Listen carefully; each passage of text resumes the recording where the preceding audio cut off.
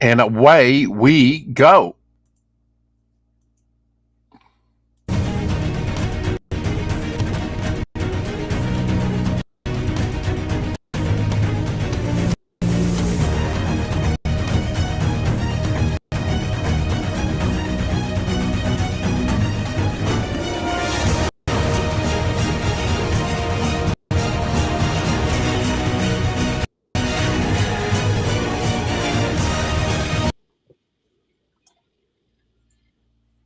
Only on Indiegogo.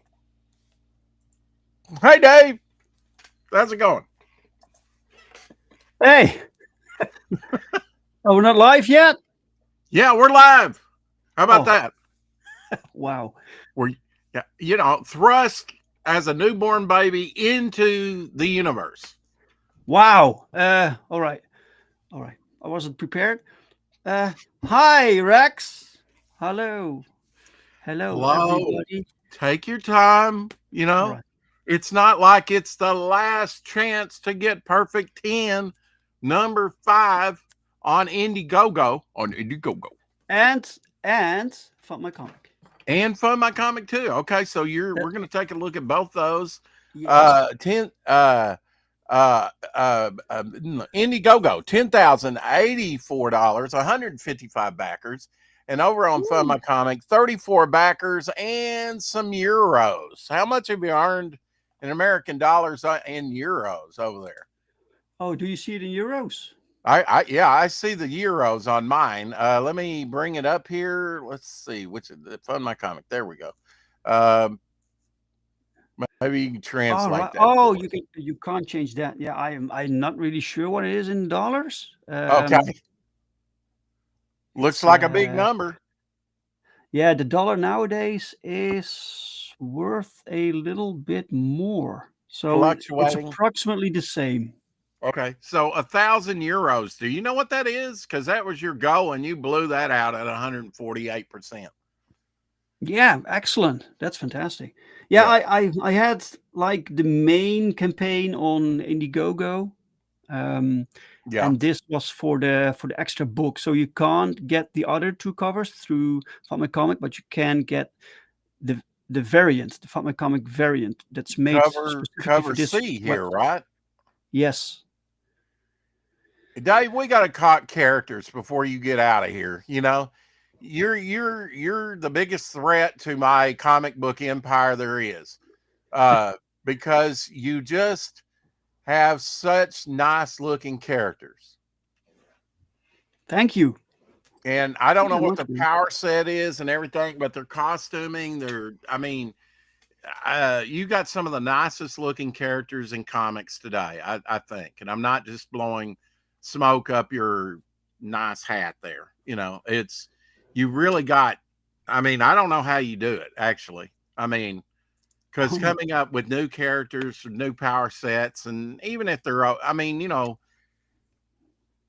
there's a lot of derivative characters out there, are there not, Dave? Sure, yeah. And there's basically nothing wrong with that, but you have to give it your own spin, right? Mm-hmm. So because you can't have this, we're building the superhero universe, you can't have a superhero universe with only brand new powers. That's not possible. Hey, Fanta. Fanta in the house, and of course Shadowhawk, he's at work. You just got off work yourself, so yeah, I just got off work. Yeah, so thank you so much, by the way, for having me on. You said I wasn't ready when we got in here, and it's like, I gave you an extra 30 minutes. What the hell? Yeah, thank you, man. Oh man, I hope you didn't hit traffic on the way home.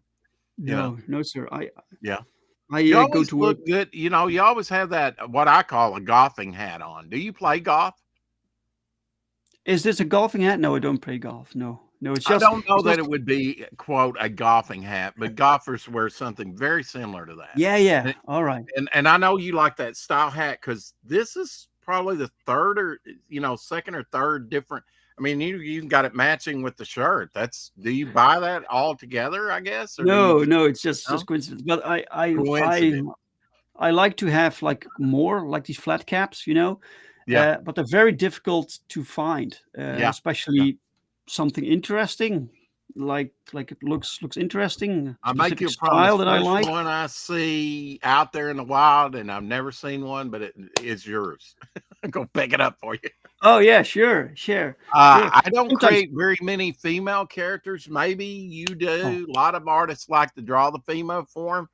Mhm. I just never really concentrated on the female form. So hence I didn't create that many female characters, No, that's fine.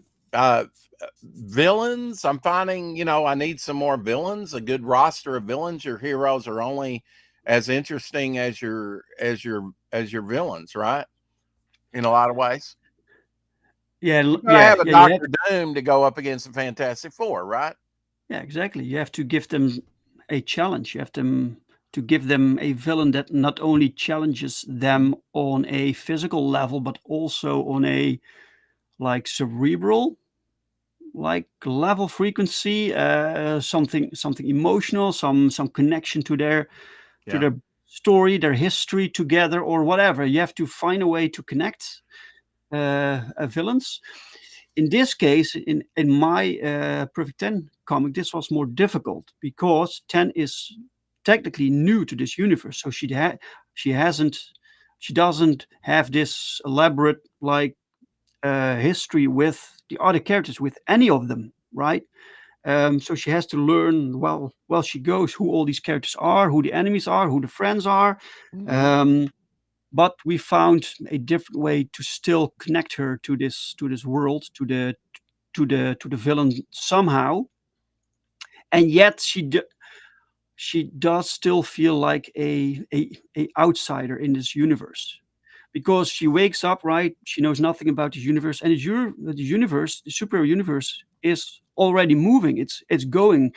It's having adventures. Characters are doing stuff, and she just joins this world.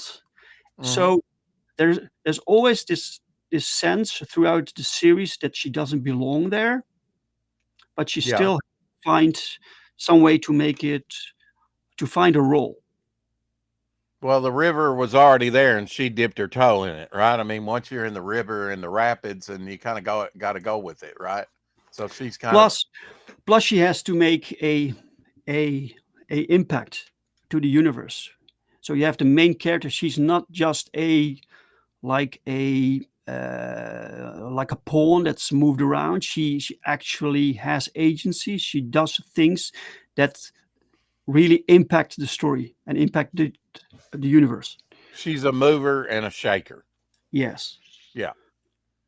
And she has that thing that comics always, since, I've noticed Indiegogo and, stretch goals. I see you just reached 10,000 stretch go, triple print collection here. Tell us about that. Yes. That's a these are three prints that you put Sexy. together to form one image. It's drawn by Pau, colored by Daniel, and people will get that along with their order.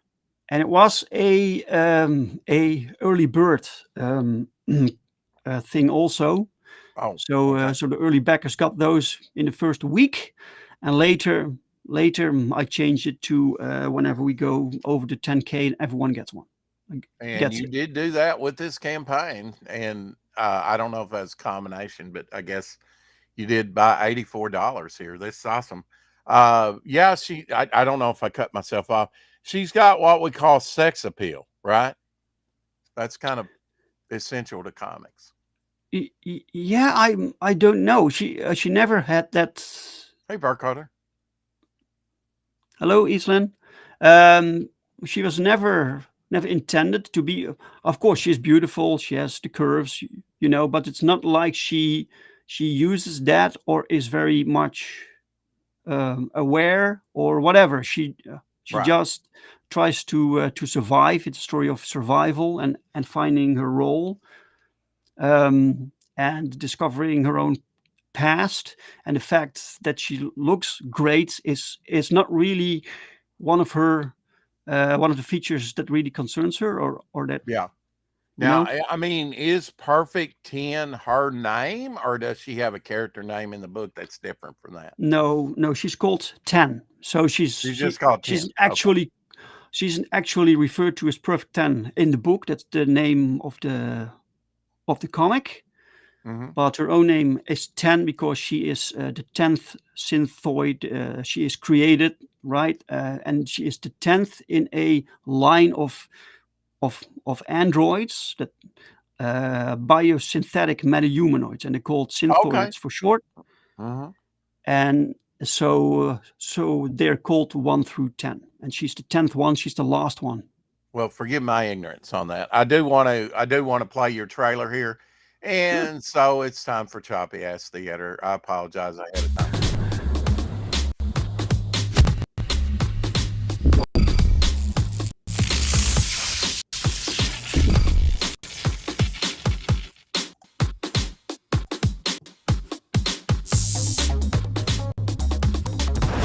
Well, this mech character. That's not Perfect 10 all armored up, is it? Yep. Okay, it is. Power trip. Oh, yeah.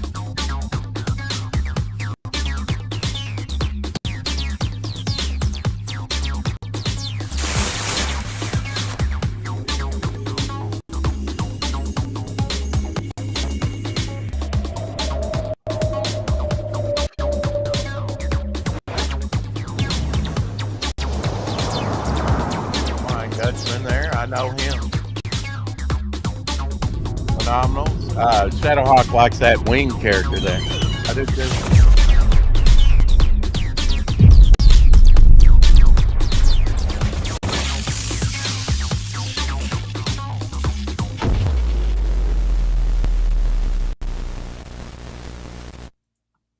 No static at Woo, all. excellent. I don't know how that played, but we'll give it a shot. Here's my latest that I finished. Female Oh, character. who's that? I just have Jenna as her name right now. Okay. Here she's kind of been shot, so she's kind of invulnerable, has super strength. I know that. She may be one of the characters that winds up 250 years in the future. I have a So story so that's set. so so why did you draw that character? Well, I started out with a concept, and I said, "Oh, this," saw how it was going. However, I started the drawing and said, "Oh, I'm going to try my hand at a female here because this. I don't know the features or whatever I did. All Maybe the right. eyes. I don't know. It just suggested a female character to me. So from that, Right. I very early on extrapolated, and boom, that's what I got. Uh, Okay. So you don't no know anything preconceived, about her just yet. She just it just just happened. happens. Just Yeah. Okay. happened. Yeah. Right. Uh, Cool. Let me see if I can do this. Here's a little bit large. Well, let's see. Maybe if I do That's that right there, Firehead maybe that's, Dog. huh? Firehead Dog. Yeah. Yeah. I'm calling him Dreamweaver, All right. more of a cosmic type character. I did him. And then here, I don't have a name for him yet. He's maybe part of he's going to be part of the 43, which is, uh, a bunch of Nazis from World War II, a super Oh, soldier, basically cool shit. experiment, and uh, the 43 are 43 people who took part in this experiment that gave them superpowers, but it's almost like a transporter accident where it sends them through different times. They reform with powers at different times, different decades, sometimes in the past, sometimes in the future, um, sometimes in the minutes later, hours later, days later, decades later. And basically, I needed more villains, Dave. So it's like, well, I don't want to tell an origin story for a bunch of different villains. So I'll just Yeah. create one incident, one origin story for all these characters. Yeah. That's clever. Yeah. That's clever. You got to get clever. Yeah. Angel in the house. Hey, Angel. Hi. Angel Hi. of Renaissance. What's up, chat? Working on break, but stopping by to show support. Thank you, sir. Lady, I'm not sure which. I got to get back, but hell to the chat. Yeah, I hate that when we don't know gender. Uh, Whatever. But yeah, Dave, what blows me away about genuine comics and is your characters. You've got a character. I mean, how often do you create characters? I mean, for your books and stuff. I mean, is it like a daily thing with you? You're always the wheels kind of keep churning in your head, or what? I think about my stories every day. So Hmm. when I start to write, I already thought about it for hours. So it's that's a good thing. That's a good thing. And then I start to write down because sometimes I'm just scared that I forget things. Right. Um, Always write it I down. I have these sheets all over the place with little scribbles, little notes. Um, and the characters. Sometimes I pick from the archive. I created a lot of characters when I was much younger. Hmm. And I pick some things from there when I can use it. And but also oftentimes I just need a specific character for a specific role, and then I create it. Um, and the role kind of tells me what kind of character it needs to be. Hmm. I don't. What age group would you say this is? This is a bloody mess right here. Yeah, it is pretty violent. So I don't know. I look, man. When I was 12, I read like violent stuff. So uh, Hmm. I'm not sure if I would recommend that, but Well, would but you say that the European, because you're over in Europe, uh, in the Netherlands, right? Uh, yes, sir. in the Netherlands region there. So, would you say? I think, uh, kind of like the spaghetti westerns, the Italian westerns. They were much more violent than the American western. Wouldn't you say that Europe's probably got a little bit more violent sensibility about their comics and their they don't shy away from more. I think they've got more of a sexual thing as well, Yeah, explicit. I thought personally, I thought it was a little bit too much for, especially like the movie scene from the Netherlands. When I was young, like every Dutch movie had like naked titties and stuff like that, and it was kind of ridiculous. It was a bit too much, right? Uh-huh.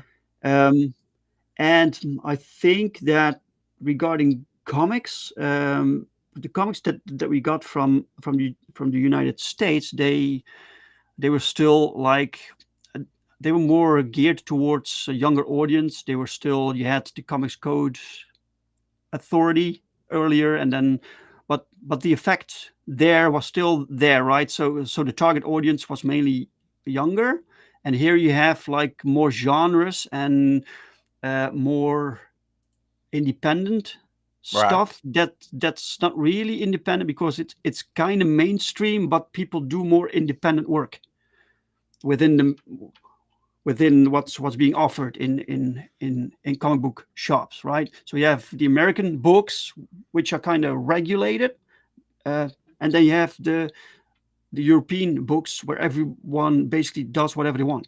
Hmm. So you can see a difference there: more violence, more naked people, right? Yeah. Yeah. And maybe that's why I don't really shy away from that. I've got to wonder, back in the '80s when Frank Miller was kind of bringing some of that stuff in his, and I think they even had an article come out on like one of the comic magazines about the violence in comics. And I've got to wonder if the European sensibility wasn't looking at some of that stuff and go, wow, this is pretty tame, compared to what we've been reading through the years.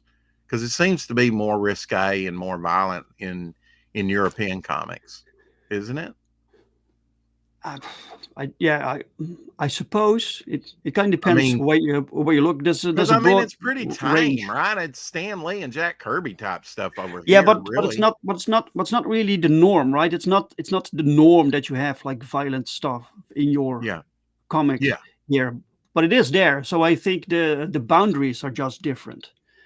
yeah. So the American books, they have to It's a stay within certain cultural, confines, right? yeah, And here people can do whatever they want. So some people do that, but a lot of people have this natural sensibility that you yeah, stay somewhere safe, right? right, Right. yeah. It's yeah. I mean, like Robert Crumb, he was all into the sexual different stuff Right. with Yeah. his books. He just was. Some creators are like that, and some are like even in our own community here, like on the Independent, Sim, who has a new book out now. I mean, his is like almost like old Tim Vigil stuff, ultra violent, Yeah, that looks grits or fantastic. something, you know, Looks really where you cool. where you Predator pulls the spinal column out of the character. I mean, you can Right. get graphic, right? Yeah, there's also this weird like, Hey, Glenn. hey Glenn, Genghis Khan was reading Yeah. comic books. Yeah, that's what corrupted him, man. Well, I know Attila the Hun, when he went on Rampage, one way he would siege a fort or, a place would be stack the heads up of his former victims or whatever into a pile, and they'd just climb over them into the city. I mean, Right. almost like Vlad the Impaler, when you see that he impaled his own people and, about and some of the Muslims there, it was a deterrent. They're like, whoa, we're not going in there, just by the very visual of it was Right. so Yeah, yeah, yeah. grisly. Yeah. I mean, you can use shock value, but I think it loses its effect if you overuse it, right? Just like anything. Sure. Yeah. I do think though that in American comics things also shifted. You had of course the ultimate like range from Marvel, which like leveled up the amount of violence and deaths, and it was kind of ridiculous. Mm-hmm. And but you have like what's now more mainstream, like Invincible. That's a very gruesome comic. So, besides crushing all other pretenders under your heel, what is your ultimate goal with Genuine Comics? Just having fun, man. It's Yeah. I Okay. just want, yeah, I just want to make the best comics that Okay. I can Don't make. buy his books. He doesn't take it seriously. So why should we? No, I That just was want. something as a kid, Dave, is I took the Marvel universe very seriously. You know, Sure. somewhere in there it was like the playbook, right? And even though I like Michael Golden's artwork on the Micronauts, that was a toy item. Howard the Duck, I hated him. Wouldn't even give him a chance. Sorry. Not even when he ran for president in 76. Um,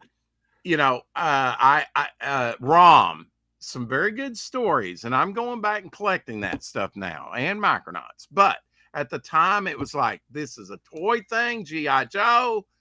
I got the first few issues of that. That was later in the 80s. But I mean, when they crossed, and Doctor Who, I thought, what the hell? And Saturday Night Live and Marvel team up. What the hell?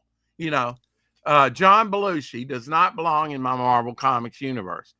They were all the time, cracking the whip across my back saying, we're going to do this. We're going to do this. And I hated it, at the time. It's got its place now in my library, but, I think there's some diehard. I don't know why I took it that seriously, to tell you the truth. Same thing with DC. I just didn't like anything messing with, No, but that look, man, taking me out of it. I think you have to take it seriously to a certain level, because so this means that things matter. You read things, you get invested in stories and characters, so things matter to you. When something happens, you have to take it seriously. Otherwise, the stories don't affect you. Yeah. Um, but that doesn't mean that you can't have fun with it and push the boundaries or whatever. Yeah. I mean, I cried when they killed Jean Grey. It elicited an emotional response because Yes. I was invested in the character.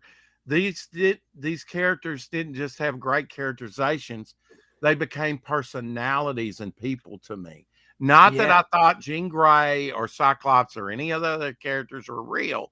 It's just it was a sad moment, and I actually, was invested in the characters because they had done a slow buildup of that story, Claremont and them, and you couldn't get any better than John Byrne and Terry Austin. Yeah, Come yeah, on. yeah. This is something that some creators tend to forget, maybe. this Mm-hmm. this the difference between delivering just spectacle, just cool looking art, which is fantastic, which also provides this emotional response because you think it's awesome, right? But when you Mm-hmm. go to a deeper level, this human level, that that what that's what sticks with you. When you talk about comics, you talk about events, about things that characters did, right? They look cool. Oh, look at that's a cool looking character, but what makes the character is what they do, how they function within the world, and Mm-hmm. the stories that they have, right? And so that's the emotional part that connects people to storybooks. It's Yeah, and to I mean comic books. there is the human struggle, right? We all toil and go to work and blah blah blah, and I think that's what made Spider-Man, even though it's they really didn't get down in the trenches with it, because Right. everyday ordinary life is not really that interesting. And comics are supposed to be hyper realistic, aren't they? What was the question? Sorry. Aren't comics supposed to be somewhat comic book logic, hyper realistic and more Yeah. Well, sensational than everyday life? certainly with superheroes or with you know but even then it has to make sense within the world. You can go absolutely crazy with superhero books, right? But still it has its internal logic. With science Mhm. fiction also, science fiction works best when you have like the human element you can connect to, Yeah. so you have this basis, uh, and from that everything is just If wonderful and if spectacular. you And don't connect with the human element, really, you're looking at a postcard, aren't you? I yeah, mean, you're sure. looking at environment and whatever. It's not that engaging. It really takes the character element, doesn't it, to make it. But now environment's very important. Background, Metropolis is becomes a character over a while. House Hmm. of Mystery becomes a character after a while. Right. You Yeah. know, Yeah. uh, It's really Gotham. fascinating how you can fill things up with story. When you have a poster of a like a fancy poster with a beautiful castle and this warrior, and it looks awesome. It's fantastically drawn, wonderful art. You can enjoy it for the art, right? But if the portrayal of this character represents Conan, for instance, uh, Conan the Barbarian, then it gets this another layer because now you know the character, now you know uh, things about him, adventures, and that deepens the ec- e- experience of what you're seeing. You're seeing Hmm. beyond what you're just seeing, right? Absolutely. Flip City Magazine. Hi there. Flip City in the house. Yeah. Uh, I'm going to be dropping the links here to both campaigns over on Fund Oh, My thank you. Comic. You Yeah, did I Kickstarter as well, right? That ended already. Is that no, right? Kickstarter is will be launching this weekend. Okay. So Okay. So this okay. this is closing down. So Indiegogo is closing down today. I don't know exactly when. Indiegogo told me it will be closed down today. So if people want to back that, they can do this. They can do it right now. And the Fund My Comic campaign also will close because the books are at the printer. And Hmm. this means that because this is a exclusive cover, the campaigns for this exclusive cover, and we will print the minimum amount. So once the printer starts printing, we have to close down the campaign so no more orders get in, right? Right. And I mean, you do overprint a little, Yeah, right? For like yeah, a little bit. Yeah, damages, yeah, things like that, and to have copies yourself, right? sure. Yeah. Yeah.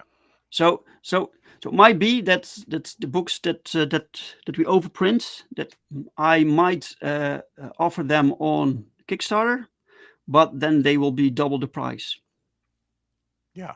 Yeah. because it's very rare. There are only a few dozen, you know. Yeah. I mean, if you had a run of, say, Cyberfrog numbers of 20,000, that would still be cancellation numbers back in the day and still today. I mean, that's not very big. Holy Although I shit! know DC did some, you remember in the early 90s, Dave? Maybe you don't. They had like Showcase 90, Showcase 91, Showcase 92 for every year. They also had Legion 89, 90, 91 up to about 96, The year was, and they would treat it as like 12 issues and then start the numbering over again. It's like Legion 89, 1 through 12, Legion 90, 1 through 12, etc. But some of those runs weren't selling that well. It was kind of spotty at best. I know, just looking at the circulation numbers, very low for DC Comics, 17,500 issues. When they started Marvel show, what was that? It was basically a recounting of their history. Marvel Saga. By the end of that run, about 24 issues, they were printing 3,000. That is extremely low. Yeah. That's indie level. Yes. For Marvel. But yeah, Marvel and DC's both had very low print runs on some of their books.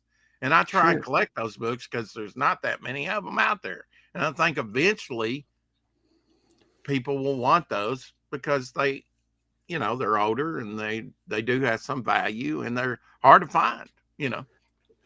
Glenn must go. Bye, Glenn. Have a good day, sir. See you, Glenn. Take care. We're gonna have Glenn on here pretty soon, talking about his books and his publishing empire. What's after this, after Perfect 10-5, what do you got coming down the chute? We will of course do a Perfect 10 issue 6, and that book will complete the current arc. Okay, and then are you going to go to trade paperback, you think? Yes. So the plan right now is end of this year, I want to introduce the trade paperback of the complete collection, or how we will call it, the Perfection Collection. And I will probably work together on that with Critical Blast. Ultron's bride, right? I thought she was up here. I don't know where she is. Little Jessica, Do you remember Ultron's bride in the Avengers? The android? No. Okay. Oh, wait. The silver from head to toe? Yeah. Chick that was very sexy skin, metal suit, whatever. What was her name again? Jessica. I don't know. Never can say it right. And she had sort of like the memories of the Wasp, enneagrams, almost like the Vision did with Wonder Man. Right. They used that more than once. She had these thick like hair, but it was metal hair. Metal hair. Yeah. That came down here and ended about right there. Yes. Right. Kind of wrapped around her head there. Yeah. I can't remember the name, Jessica. I thought she was called different. Maybe she was called different here in the Netherlands. Maybe, yeah, I can't remember, man. But she was one of my favorite characters. And I bring her up because kind of like Perfect 10, right? You're kind of synthesoid android. Is that what you're calling her? A synthoid. A synthoid, which is sort of an android synthetic. Yeah. Right? Yes, but she's made of artificial flesh and bone, right? So she feels human. She thinks she's basically human. It's nerve endings or something. Everything that human, but it's all made. It's all created. It's all artificial. There are no like technological cybernetic like elements in her body. Yeah. Nothing like that. If she got cold and she got goosebumps, she could feel that, right? Or she could cry. Yeah. She could cry. Yeah, she can cry. She's basically human, but not born. Does she eat? She does eat, but she doesn't have to, because her body constantly regenerates. That's entire purpose. The material she's made from was created to be self-sustaining. So she doesn't need food. Okay. The reason I brought up Ultron's bride was, they're both kind of similar. They're not robots, but they're similar. She's an android. if you do your story right as a storyteller, I'm not on base with this, Emma. If you kill that character off, we should be saddened by that, right? A fictional character, it should somewhat in the reader become real, Yeah, right, to sure. that person when that Mhm. happens. It should make an impact on you when a character dies. Unless they're a throwaway characters, because they're different kind of characters. Am I not right, Dave? That there's the Perry Whites and the Lois Lanes and the Jimmy Olsens, the backup characters, but they can be just as important or even more, right? Yeah, yeah. And then there's Some the bystander pedestrian that you're not really invested in that might get caught in the crossfire or something. There's yeah, all yeah. types of levels of where you're invested on characters, isn't Right. there? Sometimes you have characters that just die to Throwaway. affect the main character, right? So they're not really the main Hmm. focus. But then you have like other characters. If the death of a character really affects you, this means it's well told. It's people care about it. There you I go. do There's remember. I do Joe Ca- remember. Joe Oh, Jocasta. Casta. Yes, Joe that was a Casta. name. Yeah, Jocasta. Jocasta. I should have known that because I was actually watching one of those season 6 of Marvel animated thing they came out within the early 2000s that Right. actually had that story animated. Where it took. I'd Do, forgotten that really took the thought pattern from the Wasp, which was similar to what Wonder all right. Man did to the Vision. He got the enneagrams or whatever kind of formed his personality, gave him some critical thinking and some emotion, some feeling for a Right. synthetic being. Do you do you remember the character Jirala? Oh yeah, the Green Hulk babe, right? Yeah, from the Yes. micro world. Yeah, Yeah. that Well, was she a wasn't Harlan really Ellison story. she wasn't really Hulk. She was very Mhm. delicate creature, Yeah, right. right? Yeah, she was green with But blonde her hair. death, I remember that her death really affected me. That was so well written, but especially the way it affected the Hulk because you knew the Mhm. Hulk and the Hulk had found someone who really loved him, accepted him, right? And nothing ever goes right for the Hulk, right? So, so Mhm. then so then his one like real love dies, and the way it affected him, it was so well told. I was really devastated about that comic book. Well, really, Hulk Run. should be a tragedy in a lot of Yes, ways, right? I yes. mean, it was on TV where you heard that sad music as Bruce Banner kind of walked down, or David Banner, Oh yeah, right, right. walked away, in the show. It should be kind of like a Greek tragedy, shouldn't it, for the Hulk? Yeah, yeah. He's a very tragic character. Yeah, he's kind of like Jekyll and Hyde, right? And Frankenstein. I mean, really, a Hmm. blend, you Right. know? Yeah. What's fascinating is that I don't think when the Hulk was created as this concept that people really thought that it had so many layers, right? But once Yeah, once it gets going and yeah. gets to see the stories and the potential, then you really discover, wow, this is a really deep character. So is that how you approach, like, a new project? Like you're on issue 5 here with Perfect 10, but do you Yeah. when you really have to build the world, right? Do world building and lay a good foundation so that you can springboard off of, right? For Sure. other stories. Yeah, yeah, but it kind of happens. I'm so it's not forced. So it's not when you read the books Yeah. that I do like grants, like world descriptions or whatever. It just Mm. kind of happens when something needs Natural. to be there. Mhm. It's there. When it doesn't need to be there, it's not.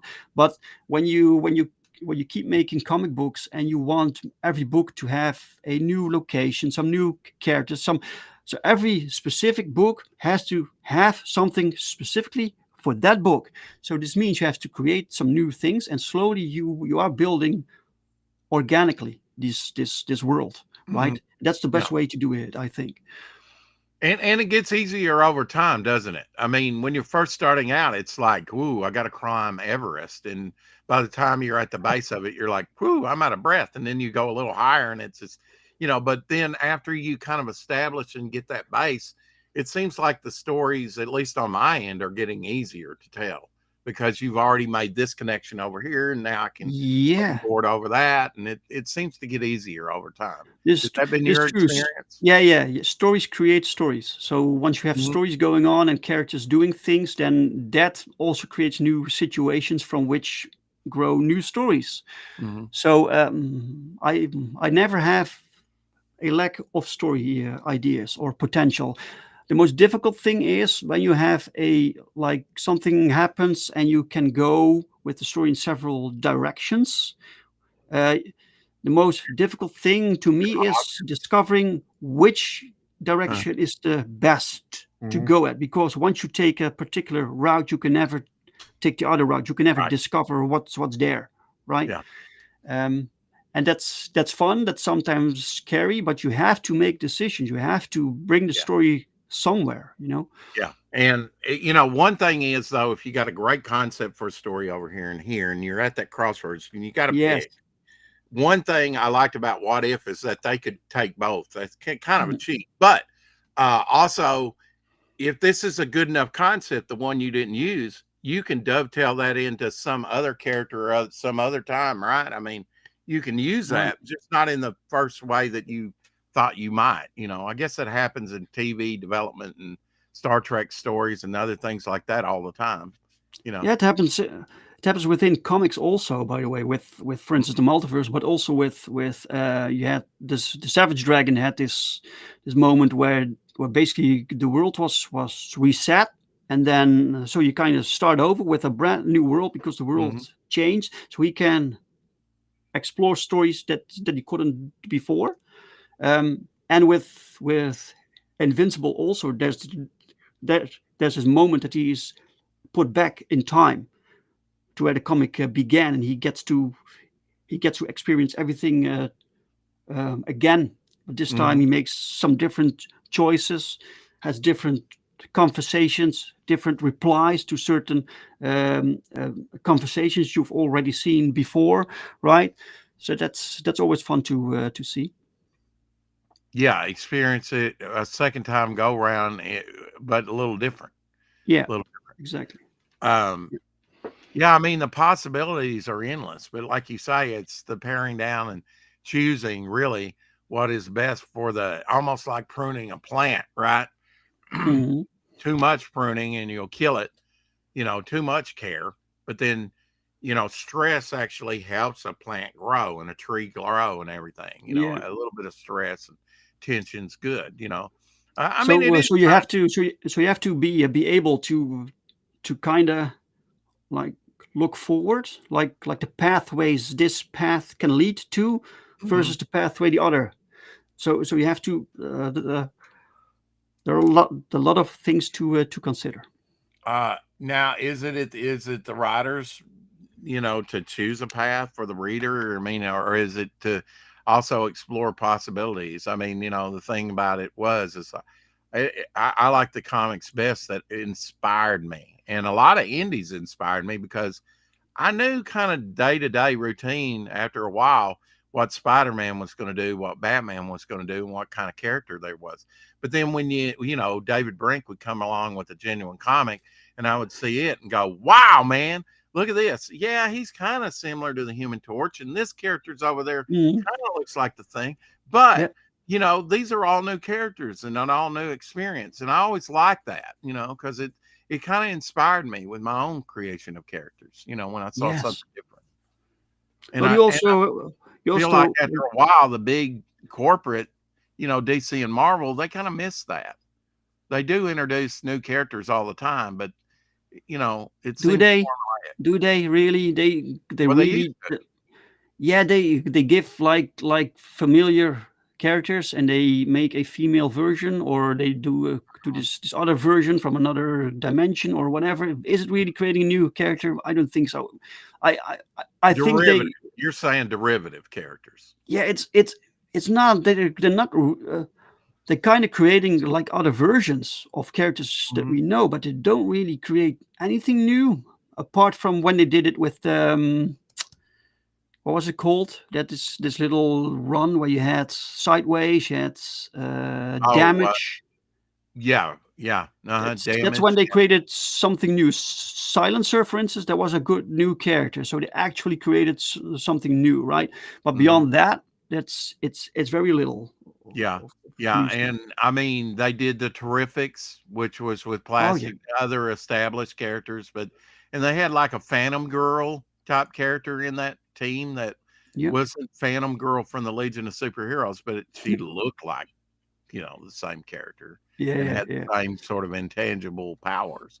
It was interesting. They were kinda I, I, I I, mean, I why get. do you think that was that people were at that time saying, "Oh, Sideways is their Spider-Man, and Damage is their Hulk, and Terrifics is their Fantastic Four"? Was it because of their story writing changed to be more Marvel-like during that time, you think?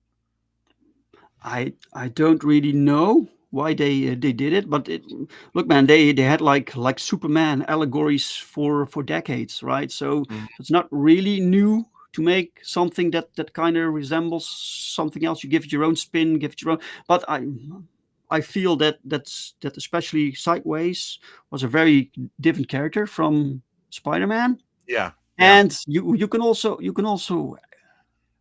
explore the concept of what if Spider-Man lived in the DC universe. What happens then, right? So, but it's mhm. different. It's not really the same, but it's kind of, yeah, you get kind of this glimpse, um, which is nice. I don't mind. One thing I think that 'cause I think I've been around since you launched Perfect 10 #1. Yeah, Um, man. Wow. uh, you know, and then you didn't know when you launched it how, you just thought, "Okay, I wanna build on the last campaign I had and get a little better and a little better, right? And climb the ladder," right? I mean, that's what we wanna do. We don't wanna drop down with our next campaign No. to a lower level. We wanna kinda build on that. And one thing that I think you're doing very smartly that I've tried to get around to other creators. I want to do different things too, but I know I need to concentrate on Devil Flyer always. You need to build on how important is it from your standpoint to build on the same IP, and when can you diverge into something different? Totally. Mm. Yeah, I didn't ask you on here to ask you easy questions, Dave. no, Don't that's don't fine. think that. I was just thinking, but yeah, I that kind of depends. Like for instance, Perfect 10 is my most popular Yeah, like IP, and it wasn't something that I decided beforehand. This will be the most popular character. You right. just don't know, right? You So don't know. when people respond well to this particular character and story, it kind of makes sense to make that like the main focus. Yeah, And it and kind of dictates because that's where the money is, right? Which helps exactly. you to create the next one and the next one, and Plus, it you need happens that. to be that this story was also happened to be perfect to be building the universe because of the way the story was set up, right? Uh, Mhm, so for me, it was a like a great opportunity to build from there. mhm. And but it does mean that once Perfect 10 is done, I like to keep going, right? And Right. I don't want to like like not Uh, to do anything with Perfect Ten no more because people like her. So the next book after that will be one book where she's also part of, but it's a different book. okay, okay. So the legacy continues just in a different way. Yeah, I think this makes sense when you want to build this universe, and so you have to like keep these elements that people like within theirs, so it also feels like the same universe. Do you Uh, know how many characters you have currently that's actually seen print in your universe, roughly? Actually print maybe 100 or 120, something That's like a that. lot. I mean, that's a lot, I compared to a know. lot of people. I mean, it's, you know, Yeah, I know. But there are far more characters that are never used so far because they're just not ready. When I introduce a character, they need to be ready. I need to know who they are, what the motivations are, right? And sometimes I just have they aren't really characters. I have this archive, this list of ideas. That's what it is. And later they can become characters when you suddenly there's this point where you actually know them. Like, oh wait, this is that character, and then you put them in the story, and you know precisely what they will do because you know the character. Mhm. And then you have a character. Before that, it's just a little concept. Um, so I'm going to gender swap a couple of my characters. Are you going to hate me for it? I mean, uh, eventually. I mean, eventually, so you're first going to publish them yeah, I as mean, you'll establish. I mean, first you got to get these characters established, but I see no reason in, like, if a character evolves over time and that's part of his evolution, that he switches from or she switches from female to male or whatever. Maybe that's her biology. I don't, you know, kind of like I was a caterpillar, now I'm a butterfly. I Mhm. mean, it did, you know, it's an evolution. I don't. I mean, I've got a character. I don't want to give spoilers away, but in the far flung future is going to be another. You know, for some reason the character is female instead of male, Okay. simply Well, because I if need more females on that team, and I want to do something different with the character. And but I kind of is the want to, if I character develop is the these character published characters, right now? I want to subvert readers' expectations. Kind of like with Devil Flyer, I want people to think, is he a hero? I thought he was a hero. Now he might be a villain. I'm not exactly sure. You know, all will be Okay. revealed over time. You know. Exciting. Yeah, I Yeah, mean, I that's think you should keep secrets, right, from your readership. yes. Yes, people are very smart. You don't need to you must not give away too much because people will figure out your story, right? Yeah, So yeah. keep things vague and try to be unpredictable. Does the That's my does thing. the sub story have any room in crowdfunding? Because in between this project and your next, there's a lot of time. Now Yeah, that's I know. times differently for different campaigns. Some end and they fulfill and they go right into the next issue, and that's good. But we're Hmm. not on a monthly basis, right? So I've got in mind sub stories. Remember, you got the main story. I'm fighting Graviton over here, right? Sure. That's the main story. But over here, Dracula's coming up out of the grave, and there's this sub story developing. Yeah, cool. Is that got a room in crowdfunding, you think? Because there is such time in between. They all have to kind of be complete stories, don't they? Even though you got a Yeah, 6 issue arc here. yeah. There is, for instance, with Perfect Ten, there is the main story, and then there are some like side stories. Like for instance, you have the story with Virgil Pratt, who's the creator of Ten, and he has Mhm. this son. He has a difficult relation with the son, and you don't really see anything resolved there for a few issues, right? But you know it's there, so it kind of shapes the character also, and you also want to know what happens next there. Um, it it kind of sucks that you have to wait like years before you can actually tell that because of the crowdfunding model. Mhm. Uh, that's and to me, I do adapt my stories to the fact that it's not a monthly thing. So I can't like expand on certain battles that I want to last for two issues. I can't do Yeah. that. So I have to find Yeah. other ways to make it exciting but condensed somehow. So you tell more story within like uh, like the pages you have, right? So you find ways. I think it's always been part of your plan, isn't it, to compile this in eventually the whole thing into a trade paperback. Did that kind of inform your page count?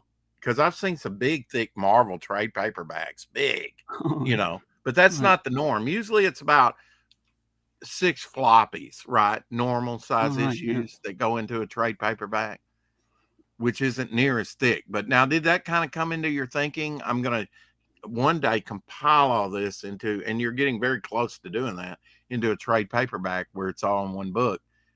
Well, Um, I do Does think that about that. inform your page count? And No. how much page count is on the perfect 10 books? So the perfect 10 books are the interior pages are 32. I originally wanted to make each book like 24 pages. So the first issue of Perfect 10 is 24 pages, right? And then we have like backup material from pinups and stuff. So it's filled up into 23 pages or 32 pages. But then the second issue became 28 pages of sequential Mhm. story, and I found out that I needed more room. So from issue 3 on, they're all from cover to cover, 32 pages is complete story, and that's like now my framework. So every new issue I write in 32 pages, but technically Mhm. because I want all the books, all the floppies to have the same uh, thickness, and I need to restrain myself, because if once I give myself permission to go beyond the 32 pages, then everything is off, right? So I don't want to do that. I want to have this regular schedule that I can release books, and I don't want to have each book be too expensive or charge more for them or whatever. So 32 is my max page count. Well, I don't think that there's a publisher that hasn't been affected. You know, when Jim Shooter took over Marvel in the late 70s as editor in chief in the 80s, um, they had a scheduling problem. They were behind on their books. I mean, look how it devastated the comics in general with the Image books not coming out Yeah. infrequently, even though they were in high demand at the time. Uh, basically, I mean, consistency counts, right? Sure. Yeah, yeah. You have to, even if it's once per year, at least try to Hmm. keep the frequency right, so people know when they back Okay. something next year. You have the next book. You have the next book. Caleb, hi there. Hello, hello. It's always good to see Caleb in the house. Um, yeah, Perfect 10, Fund My Comic, I guess that was the plan all along. We'll run it on those two platforms and then you'll hit Kickstarter. And why did you do it that way? No, I didn't really want to do Kickstarter, but the truth is I need more funds. So I kind of reached a limit on Mhm. Indiegogo, and now so still get some backers sometimes, but it's so um, How did this perform compared to your last campaign? Better? About the no, my same? last campaign was better. My Was last it? campaign, yeah, was a little bit Do you think better. numbering hurts? See, you're one that actually numbers. Like this is issue 5. Do Mhm. you think a lot of people say, "Oh, issue 5, gosh, I'm behind"? Yeah, yeah. This is why on Kickstarter I will call it Perf 10 1 through 5, so people know it's complete run, right? So Mhm. maybe that also helps a little bit. Yeah, That's a yeah. good point. Yeah, Well, I've often wondered if that's the psychology of it. It's like, "Oh, I've already missed 4 issues," I'm gonna I think I think that's why a lot of people go with names, Blood Honey, Wreck Planet, instead of going issue 1, issue 2, issue 3, right? Uh, I don't know if numbering with the crowdfunding thing, because we're not on a monthly basis. Um, sure. Yeah, but in this case, it just makes sense because it's all part of the same story. So you want to know yeah. which book follows the Mhm. previous one, right? So So is so that that the regard, answer? Just put it up on your campaign, 1 through 5, 1 through 6. I With don't know. because you're gonna Maybe be that. I mean, with the 6th issue, you're gonna be offering catch-up tier as well, right? Which you Mhm. should always do, right? Make the Sure. Yeah. former already printed in hand. Yeah. Now, is that second printings? Because eventually you run Yeah, out of yeah, we have like the first issues are all second printings now. Some books are just completely sold out. So have you the went first to a printing, third or a sixth or a 32nd printing? I mean, what's the not yet. highest you've ever went on a reprint? Second printing right now. I have Okay. like three books that are in their second printing. Okay. and Yeah. Now, do you some do something differently, like a different cover, or do you just yeah, say in there second printing? no, no, it's always a new cover, so you Okay. can always see this is a different like release, right? Are you a big thing in the Netherlands? I mean, are you there locally? They know your comics where around in your sphere of influence. Do they know you're in their backyard doing all this? No, no, yeah, in the comic book scene, yes, they I've know me, said it but before. I'll say it again. Right now, I'll go on record. Brink is the Stan Lee and Jack Kirby in the Netherlands, in at the least in Netherlands. my thinking. Well, yeah, well, I do stand out in the Netherlands here because I'm one of the few, very few that make American style books here. Mm, So yeah, there's yeah. maybe one or two others that do it, but I actually have my reader base here in the United States, while the others like target the Dutch market, right? So they have like Dutch language comics. Shadowhawk says it's somewhat intimidating when you feel you are so far behind, but that's what catch-up tiers are for. It's a case by case scenario. If it depends on how much I like the character. Yeah. Yeah, but what's the alternative, right? You want to make new books, right? So when your first book sells, great, you have to make a sequel, and you have to make a sequel. So at some point Mhm. you reach this level that people may hesitate because you're at number 5 or number 6, well, you have to buy all these books. But that's a good thing. That Yeah. means you keep selling and And you you're keep reading it. going and you're building something, right? Mhm. And I think this is preferable to only having number one issues of everything. Do you think that crowdfunding is redefining the cliffhanger? That's a good one. I think it makes sense that it does.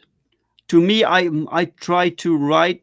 Um, my books do have cliffhangers, but All I complete though, for the most yeah, part. but I try Mm. to give it some sort of ending, so you have the conclusion, but also set up for the next book, right? Right, right. Um, That's what I I was do take talking about, sub stories, because you got to yeah.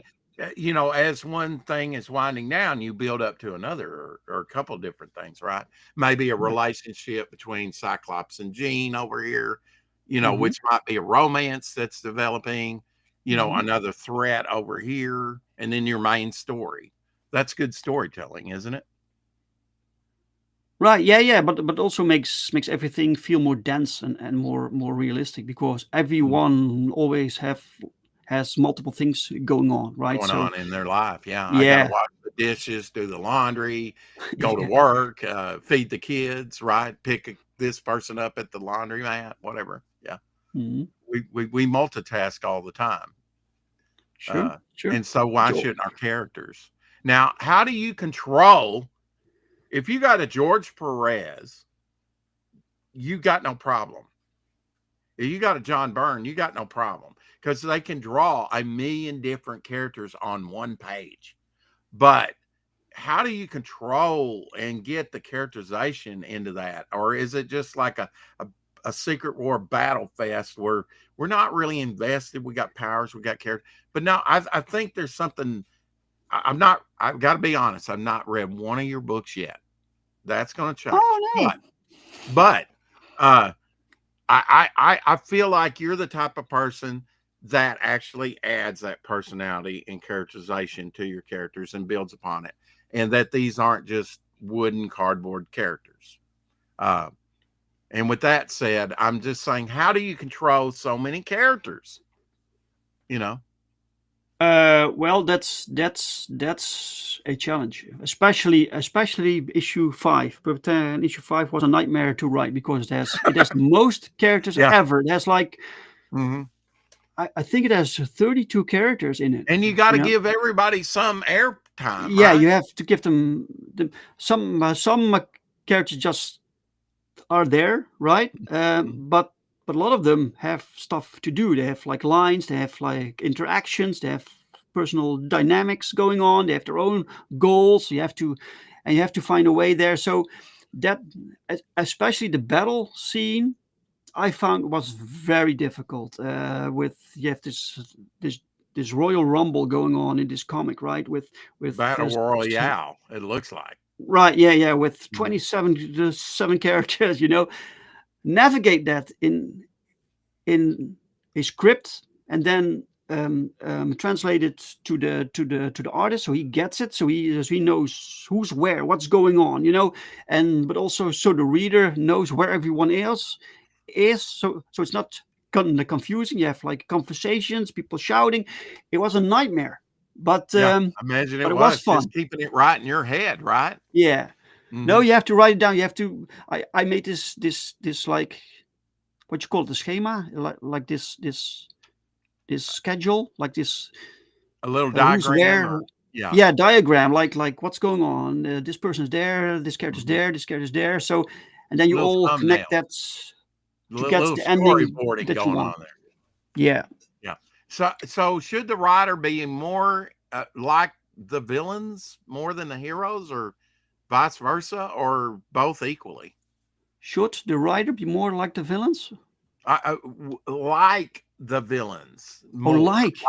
Like, yeah, I like the Fantastic Four, but it's really without an interesting villain for the Fantastic Four, like Doctor Doom. Mm, Should we be more invested in our villains as characters? no, I don't No, think about so. equal, equal Yeah, part. I think when you have a fascinating villain, that's Mhm. awesome. That's great. Do that, right? But you also need a interesting hero, and so it's tricky sometimes to make the hero interesting because the hero is basically standing for the reader. It's the hero, is the goody goody Yeah. guy, right? Uh, But are still, we you have to find supposed to something that makes him see? interesting. Is the reader supposed to sort of identify and see through the main character? I mean, through the heroes that we're reading about in like a group setting. Like I mean, I think that's a big part of it. With Spider Man, you put a mask on, you don't know if he's black, Latino, Eskimo, or it doesn't matter really. Anybody can be Mhm. Spider Man in a way, Yeah, because it puts a mask on. But even though he's white, Caucasian, you know, I mean, not anymore, with Miles Morales and others, but you know what I'm saying?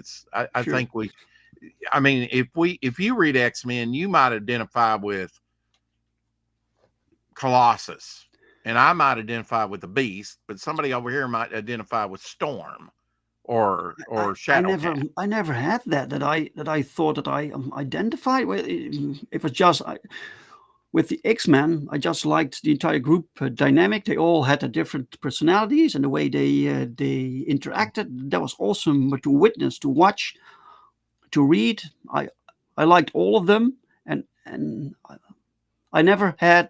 I'm much like this guy or this guy or this guy. Mhm. It was kind of a combination. So characters can be very different to me, and still and I can still like them, right? But I have learned from myself when I write that I need to actually sympathize and like the main character. So the hero. The hero has to be Mhm. a kind, good person. Can make mistakes, can do stupid things, can be an asshole sometimes, but they have to know that that that, it, that this is a good person. So writing anti-heroes is very tricky to me. Follow. Um, Sometimes people ask it. I sometimes write for other people's and have like a Punisher kind of character, and Mhm. still you have to find something there that you like. For me, Yeah, um, I have to sympathize with the main character. Otherwise, it's difficult to get the reader to care about the character that I don't care about.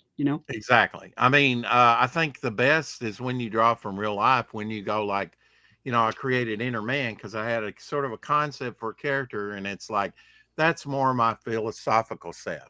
You know, Mhm. this character is more my violent nature. Do you do that with characters? Do you kind of like, okay, compartmentalize? This is kind of more my happy self in this character. when I write this character, and this is more my angry or philosophical thinking, Oh, sure. Yeah, or yeah. maybe the Yeah, fantastic, and imaginative side of your sure. Yeah. creative side.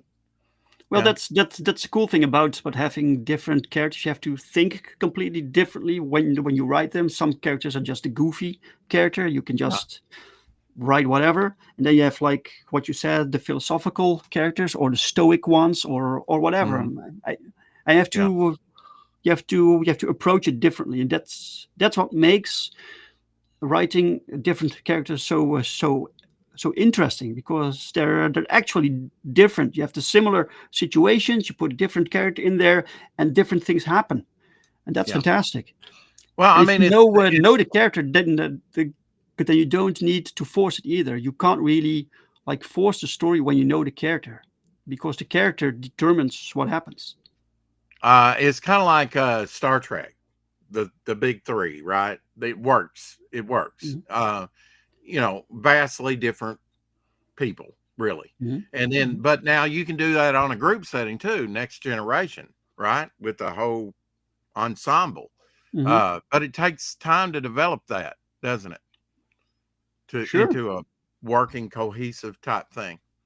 And then Yeah, you well, you can establish group dynamics pretty fast in a comic book. You kind of need to. You only have like 24 pages right, or right. whatever, so people need to quickly assess. Oh, that's the leader. This is the smart guy. This is whatever, right? And So they kind of need to have a common goal in mind, don't they? yeah, A common cause, sort of a a common motto or cause something. plus all causes of themselves. That's the best way Say that to again. I approach it. didn't hear that. So they have a common cause, plus they all have their own like little goals. Mhm. Also, Okay, that's yeah, individual, yeah, yes, life yes, goals and things like that, yeah, yes, yeah, uh, and foibles, right? I mean, Johnny Storm liked to go out and race, was a hothead and, yeah, you know, race cars and get into mischief, right, when he was younger, and he was a young kid then when they first came out with him, sure, sure, makes Invisible sense. Girl instead of Invisible Woman Oh right yeah, out of the gate, right. yeah, and I By the you way, would think hi, you got Paulus Arts is here. yes, Did you yes, say hi to Paulus Arts? Mm. I did, yeah, yeah, Oh, we were kinda involved in oh, sorry, storytelling. sorry. Yeah, Um, yeah, what's the most rewarding thing of your job besides making tons of indie money? yeah. I'm not making tons of any money. No, no way, no. But you're getting it done. You're getting Yeah, it I'm getting done. it It's done, but high quality it's. stuff. Oh no, I wish I could break 20K sometimes. That will really help me Yeah, also with continuing, and it's really difficult. mhm, But the most fulfilling aspect is um, writing something that really kicks ass. That I'm like I'm writing something and I'm like this is phenomenal. This is what so cool. I just love this. And so returning to this world for another story, writing a new script, and and returning to these characters and creating something, that's the thing. Just creating something, just mhm. something happens. So you have nothing, and then something happens, and 1 year later you have this comic book in your hand. That's nuts. Yeah, and I mean, this is nuts having so many characters, but it's I mean, your color palette, who do you choose the colors of your characters or do you work with the colorist for their costume colors and things? How does Sometimes that happen? sometimes I know the colors when I design something. I'm thinking Mhm. this should be the colors, but oftentimes I don't really know, and then I will give Daniel the design. So Daniel does the colors for the series, and he comes back with several like color sets, color schemes, and we Kind of and we pick. choose from Yeah. that. So it's kind of a democratic process. Also, we have this little creative team with Pau, and now with Thiago, the inker, and together we just pick what we like, Well, I mean, when you Plus, had this many, you could yeah, do like, X-Men certainly did that in the early days, and even in later suits, they all kind of look the same. Different body types and stuff, different sure, yeah, characters, but the like a suits, uniform. that's kind of generic. But when you're doing individual type things, you really got to, well, I don't want to put him in red because this other character's in red, and you Yes. kind of have to get a variety, don't you? Yes, yes. When you have when you make this group, so we have this superhero team called Safeguard, and each character looks really different from the others. You know, Mm-hmm. that's important. So with colors also, so you don't use too many doubles with colors or whatever. Right. But not only with colors, but also with powers, with personalities, as much range as possible within one team. So you have a lot of options, a lot of different possibilities. Let's talk quickly about Power Trip. This is issue 2, right? You have some new characters in here, the Flying Dutchman, and I think what is this character? The lion type guy? Um, He's called Shadow Lion. Shadow Lion. Yeah, yeah, yeah. Yes. And then you've got a group here as well, which I Yeah, really like. the Phenomenals. So Power Trip is a series with shorter stories from the Jamie Comics universe told by different creative teams. So different creators bring new creations, new characters, or they build from characters that I provide them, and they make a short story. Um, and but it's all from the Jamie Comics universe. So it's a cool way to expand lore and let other creators in to do their own thing within this world, right? The Phenomenals, for instance, is a story about five meta-normals, like that's what we call superpowered beings in our Hmm. Hmm. universe. They form this group, but they usually the superheroes in this world they go through the superhero academy basically, and they get trained to become meta marshals, which are paid superheroes. But many people don't, that never make it through the academy because they have like attitude problems or they have no control over the powers or whatever, several reasons. And the Phenomenals are five individuals who never made it through. They were discarded for several reasons, but they band together to form this group anyway, and they wanted to be superheroes, right? See, I love that because you had the Legion of Superheroes, but you also had the Legion of Substitute Heroes, the ones that didn't really make it, sort of the misfits, the route.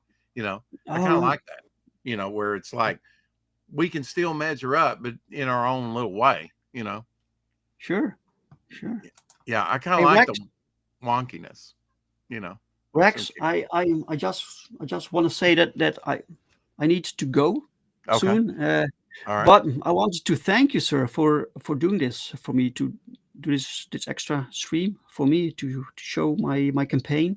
So the Indiegogo campaign will close today, right? I don't know when precisely, but I got notified that it will close today, so you can still back that So now. you have hit the stop button, right, No, on there the is no stop button. You just send a message to Indiegogo, Oh, and they okay, will stop it uh, at a particular date, right?